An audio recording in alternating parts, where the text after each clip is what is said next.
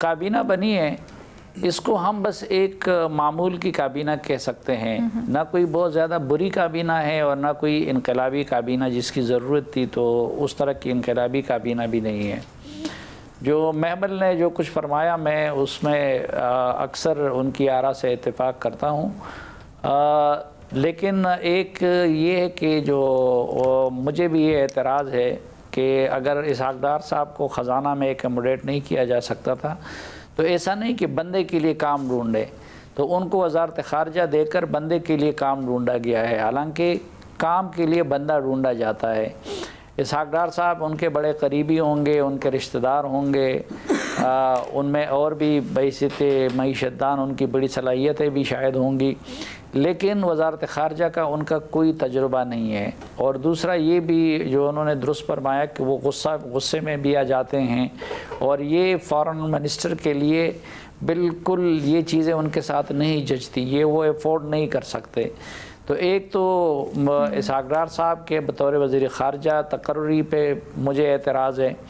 दूसरा, कुछ अच्छे चेहरों को जो कि पिछले हुकूमत में इस हुकूमत के फैसिस थे, उनको बाहर रखा गया है। अगरचे उन दोनों ने इलेक्शन हारा है, लेकिन मेरे ख्याल में राना सनाउल्लाह साहब को और खुर्रम दस्तगीर साहब को एकमोडेट करना चाहिए था।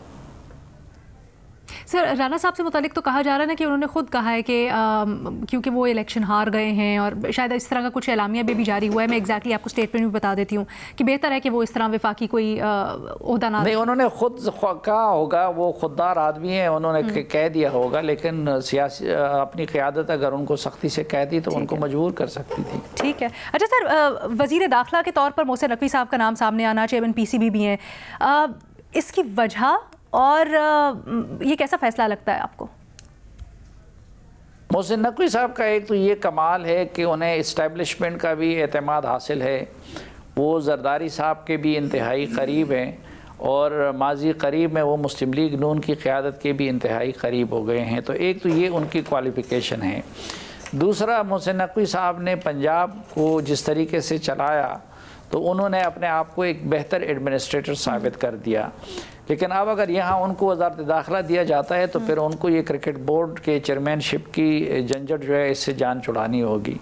अच्छा, आपको लगता है जान छुड़ानी होगी? वैसे रिपोर्ट्स तो ये आ रही है दोनों साथ। ये दो जिम्मेदारियां बिल्कुल अलग अलग तकाजा करती हैं। तो क्रिकेट बोर्ड एक अलग दुनिया है और इंटीरियर मिनिस्ट्री एक अलग दुनिया है। तो अगर इंटीरियर मिनिस्टर वो बनते हैं और इंशाल्लाह अच्छे इंटीरियर मिनिस्टर साबित होंगे, तो फिर उनको क्रिकेट बोर्ड को छोड़ देना चाहिए। भट्टी साहब का एक सवाल है आपसे, जो आई एम श्योर भट्टी साहब पूछना चाहते हैं। आपने कहा ना कि इनकलाबी काबीना जो उनसे एक्सपेक्ट की जा रही थी वो होना चाहिए, इनकलाबी काबीना क्या होती? इनकलाबी काबीना ये होती कि जो स्टेटस क्वो को तोड़ देती, और इस काबीना में अक्सरियत जो है वो स्टेटस क्वो वाले लोगों की है। अच्छा, स्टेटस क्वो जिस तरह महमल ने फरमाया कि इस वक्त मईशत के लिए इनकलाबी इक़दामात की ज़रूरत है, पॉपुलर डिसीजंस की बजाय मेरिट पे डिसीजन लेने की ज़रूरत है। तो एक तो ये है कि मजमूई तौर पर इस काबीना की साख्त को अगर लिया जाए तो जो मुश्किल फ़ैसले दरकार हैं।